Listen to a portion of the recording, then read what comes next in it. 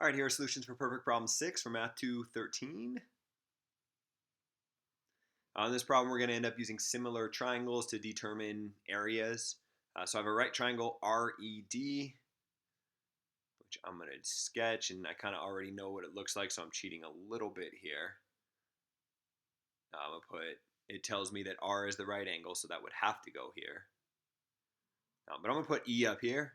How would you know to put E here instead of over here? Well, it turns out that E will have to be further from R than D is as you go through the problem. If you drew it the other way, you'd get into a little contradiction when you're trying to draw your picture and be like, oh, I guess I should put E here.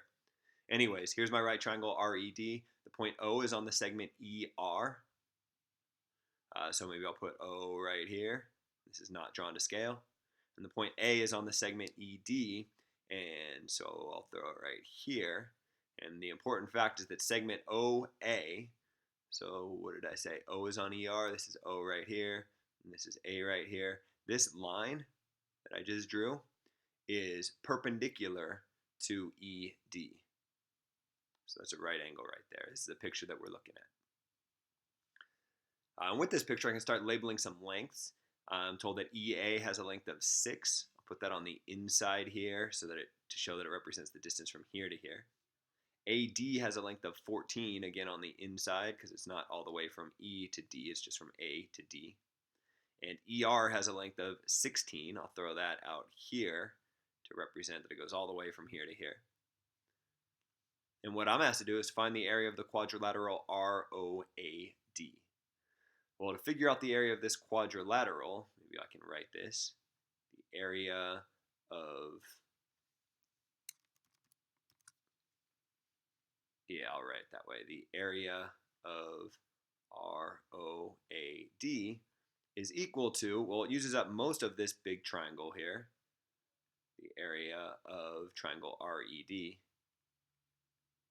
but not quite all of it. And it doesn't use this part up here. So I want to subtract the area of EAO.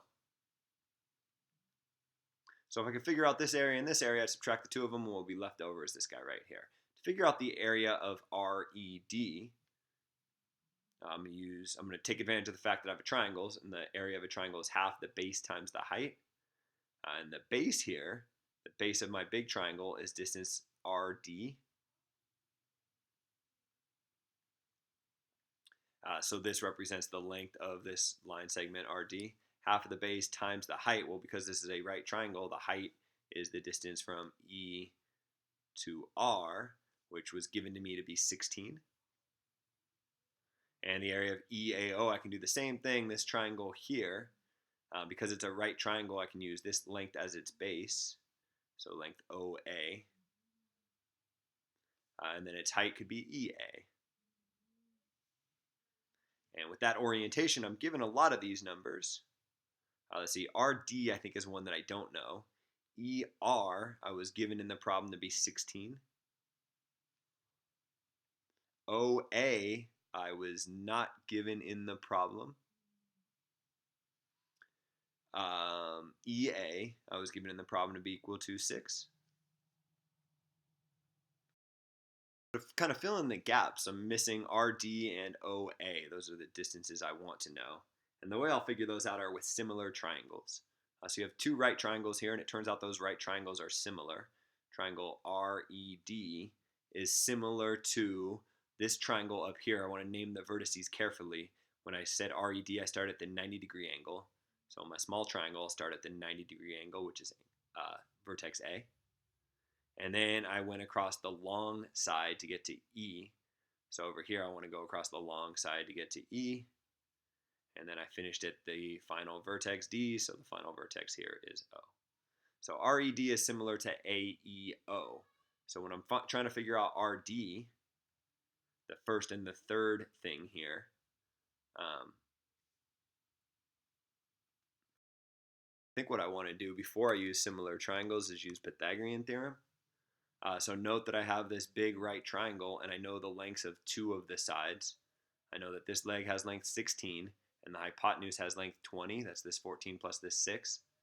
So what that tells me is that 16 squared plus length RD squared has got to be equal to the hypotenuse, 20 squared.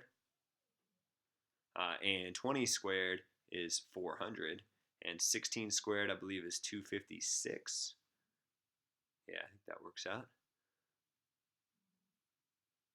So what that tells me is length RD squared is equal to 144 if you do 400 minus 256, and therefore length RD is equal to 12. I guess really plus or minus 12 if you're solving this algebraically, but since I'm talking about a length, it's assumed to be positive. So I got RD is equal to 12. That helps here, and it'll help me figure out OA, because when I'm setting up my similar triangles, I can say that RD divided by anything I want. Let's see, let's go with RE. Why not? Has got to be equal to AO divided by AE. Note the way that I set these up is I took the first and the third vertex divided by the first and the second. And over here I got the first and the third divided by the first and the second.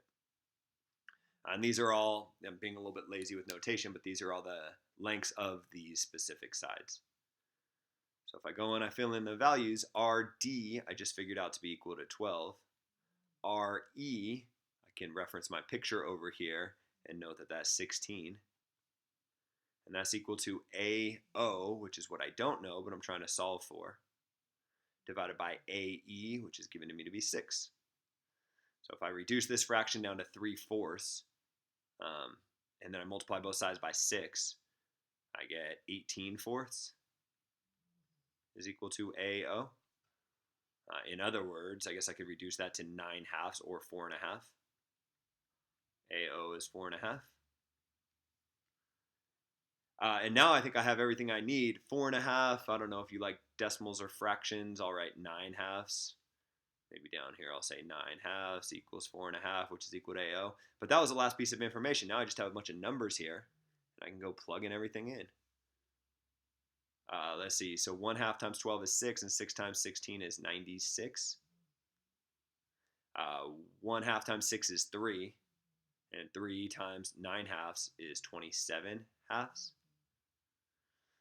And let's see, 27/2 is 13.5. I'm kind of going back and forth between decimals and fractions, but hopefully you can follow this.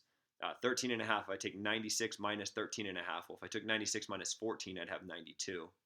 But I didn't get rid of 14, I got rid of 13.5, so I have 92.5 left over. This is 92.5 units squared, if I want to be careful about the fact that my unit should be squared because it's a measure of area, which is a two-dimensional unit. So I guess that's everything I need. This is the answer to the question, 92.5 units squared, so I'll end this video here.